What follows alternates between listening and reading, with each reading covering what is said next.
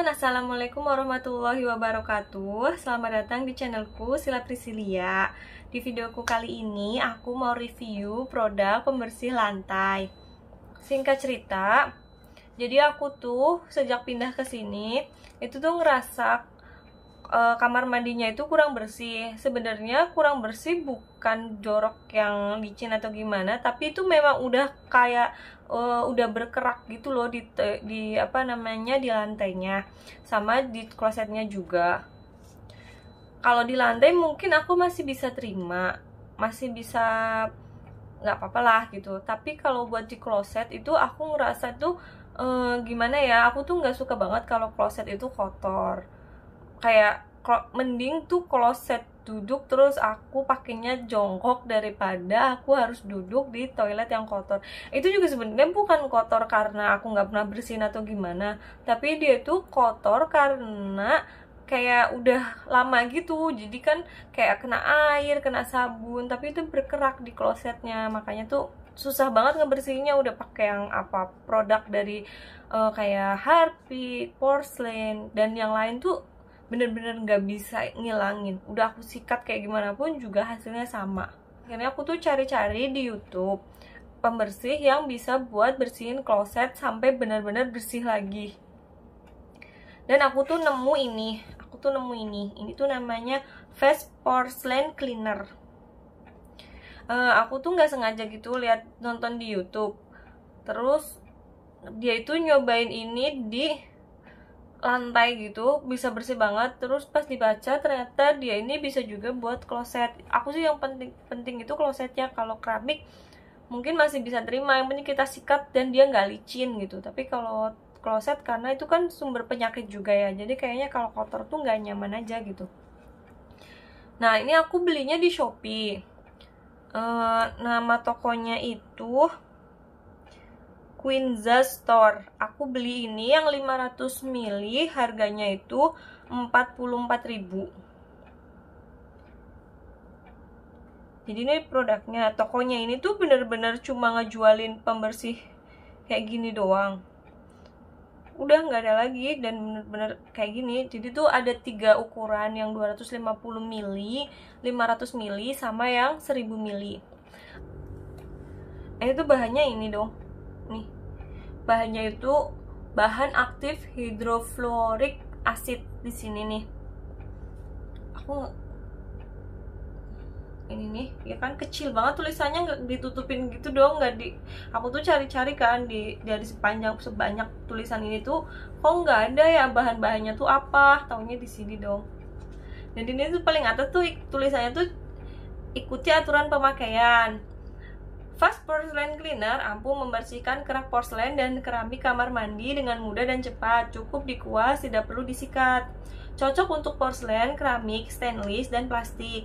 Tidak cocok untuk granit, ubin, teraso, dan aluminium. Jadi ini tuh cara pakainya itu cukup pakai kuas aja nih kayak ini. Dan ini kuasnya kalau habis pakai, dia tuh kuasnya bisa rontok beneran. Ini bahannya tuh keras banget sih sebenarnya. Terus takaran yang disarankan untuk kerak ringan 1:3, kerak sedang 1:2, kerak berat 1:1, atau tanpa dicampur air. Untuk perawatan, gunakan cairan fast yang dicampur dengan perbandingan 1:5.